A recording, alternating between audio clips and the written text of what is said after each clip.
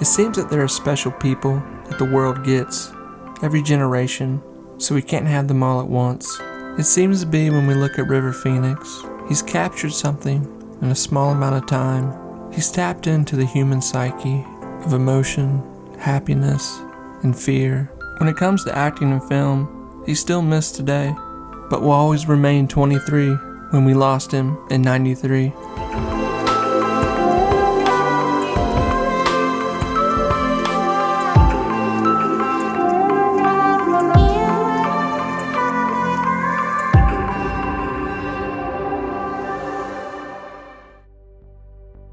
It seems that every few generations will have their own heartthrob, someone that teen girls flock to. It's safe to say that River was this person for a long time in the early 90s. Although he wasn't looking for that, there was something different about River. River was on his way to be one of the biggest actors in the history of film. It's safe to say. But as River is walking through the valley of Hollywood, it would come with many storms and attacks. Elements attaching themselves to River that he just couldn't shake. In the early 80s, there were many heartthrobs walking around, grabbing people's attention, playing the mysterious bad boy look. It's known that River is a tender-hearted person, and the smallest things can upset him. This is something that will come up again on River's last night alive. River's last moments with us here on Earth are spent with much of his time filming his last movie, being on the set of Dark Blood in New Mexico and Utah. In October of 1993, the film is 80% done, still with some major shots to be filmed. But in that October of 93, Phoenix has a short break. From being away from home, he flies back to Los Angeles, shooting some last scenes. It's said, and not said, that River is using drugs. Some say he's clean, and some say he's using. But like most people that use drugs, they have friends that use drugs with them, and then they have friends that don't use drugs, that know nothing about it. It's rumored that those around River have seen him using drugs. It's said that when River makes his way back to LA, he meets up with a friend in town. The friend is John Frusciante of the Red Hot Chili Peppers. It's confirmed and said that they will go on a drug binge for days, not sleeping and just consuming. Phoenix at this point is writing out the last days of his life, and it's getting darker by the moment, with not many pages left. Not only is River an actor for the majority of people that know him, but what he says is his true passion. It's being a musician. A lot of River's friendship with John Frusciante comes from River's strong friendship with Flea from the Red Hot Chili Peppers. River and Flea are said to be inseparable the last days of River's life. When River's not on set filming a movie, River's playing more shows with his band, but there's one problem River's dealing with. River wants to be taken serious with his band, and not just get gigs because he's River Phoenix, the actor, just for the club owner to showcase River. River just wants to be a band member, and not a Hollywood star right then. It upsets River and greatly embarrasses him. The story of how River ends up at the Viper Room is really just mixed in with his usual attendants. The Viper Room itself has a long history, but in the early 90s was a safe haven for most Hollywood stars that just want to get away and relax and enjoy the company of one another. The Viper Room being owned by Johnny Depp and having a friendship with River. River spends much time at the Viper when he's home in LA and hiding out from the public.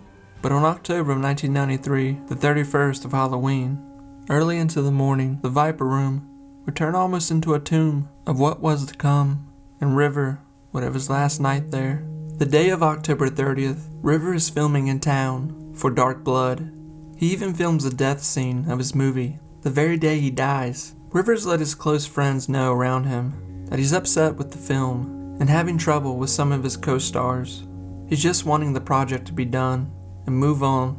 But in the early morning of October 31st at 12:27, River and his girlfriend Samantha Mathis, River's sister, and his little brother Joaquin would end up going to the Viper Room that night. It's said that the Viper Room is packed shoulder to shoulder. Most of Hollywood's famous are there that night. When they pull up in their car, River's younger brother and sister will go inside. River and Samantha will go to park the car. Samantha says that River was odd. She said she felt like she could tell that he was on something. She never saw him take anything, she says. She said that she knew River had been clean for a while, or so she thought. River was tense and fidgety, Samantha says, as she asked why they were going in. The river told her they were going inside to stay for a little while. Samantha did not know this is what they were doing. She thought that they were just dropping off River's younger brother and sister and then going back to her apartment. But when Samantha asked River what we're doing, he said he needed to go inside for a while because he was supposed to be playing music with someone. Samantha said she was confused and caught off guard and just wanted to get River alone. Late that night, Johnny Depp and other famous musicians were there and set to play with one another on the Viper Room stage. Flea and John Frusciante, also being there, were also there that night in the Viper Room, was supposed to be playing with the band as well. When River walks into the Viper Room, there are a few different stories of what may have happened to him, but as River walks through the front door of the Viper Room, he would be dragged out of it less than an hour, unconscious and having a seizure. When River's in the club, it's beyond full. It's shoulder to shoulder, from the famous to the even more famous. He immediately goes to Flea, saying he's wanting and ready to play. But Flea tells River he'll have to wait. There's no room left on the stage. Johnny's band is about to take the stage. River becomes very upset and frustrated, and already perhaps under some sort of substance and agitated, and makes a bad decision. And this is where the story gets very foggy in the midst of the crowd. This is where rumors and whispers, and maybe even wanting to shift the blame to other elements, will occur. What we do know is that River is upset and makes his way to the back of the Viper, where he goes into the restroom. The bathroom is only 10 by 10 and is full of people as well. When River goes into the bathroom, we really don't know who he's in there with. The witnesses in the bathroom with River say they see him in the corner next to the toilet, next to a few different men. It's said that River will do cocaine, even perhaps a speedball, where it immediately sends his body into shock to where he's seconds from ODing. People say that River is still conscious for a very short minute. He becomes sick, nauseous, and sweating. Samantha is outside in the main room of the Viper. She doesn't know where River's at. He's disappeared from her. But soon, she does see River. He's being taken out, right through the front door of the Viper. She thinks River's being kicked out, that he's caused a fight, because she knew he was already upset.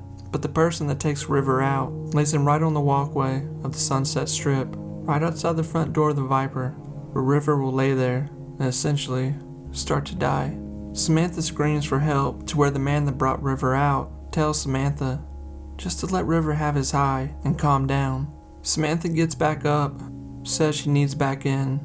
No one recognizes that it's River Phoenix on the ground because his hair is short and dyed black due to his role in Dark Blood. As she's in the club, she finds Joaquin to where they run outside to see River on the ground, unconscious and shaking. No one's helping. Joaquin runs to the payphone, calls 911, screaming, panicked, begging for someone to help his brother. River's 20-year-old sister keeps giving mouth-to-mouth to River. By the time paramedics arrive to the Viper Room, River has flatlined, but they will still load River up and take him to the hospital, where they could not resuscitate his heart, and he is pronounced dead at 8:51 a.m., October 31st, 1993, at the age of 23. The next question that came from River's family and close friends was where and who was River with in the Viper Room bathroom. That night at the Viper Room, it was already late, and there were no paparazzi around taking pictures, capturing who was really there. And luckily for the family of River, they never captured anything that happened to River outside the Viper Room. When the autopsy is done on River and toxicology reports come back, they found that River had small trace amounts of Valium and marijuana, but large amounts of cocaine and heroin, which would explain what happened in the bathroom of the Viper Room. The deadly combination that instantly sent River's heart into shock. Many whispers have went out of who the stranger could be in the bathroom with River, all the way from people saying that John Frusciante was one of the suspects that gave River the fatal dose, but many do believe it was just simply a local drug dealer that River knew, to where when River showed up to the Viper Room that night, he was already stressed, having anxieties, then being told he couldn't partake in an activity with his friends that he had been excited about all day, and simply went out to the crowd, found this person, and ended up in the bathroom where he would make a fatal mistake. It's sad that River's career, as fast as it's starting, it's now coming to an end, and we have just what little he left us and what could have been. The Phoenix family still lives on, cherishing their brother, but we will always have the art of what River left us. Forever young, River Phoenix.